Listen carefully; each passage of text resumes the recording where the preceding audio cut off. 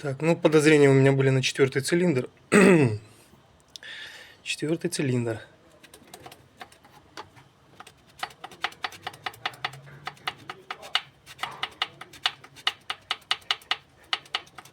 Вот поэтому у нас и стучит мотор.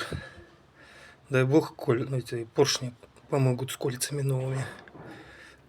Иначе все. Приехали. Этот не сильно. Практически не слышно. Есть небольшой люфт. А этот прям стучит. Ладно.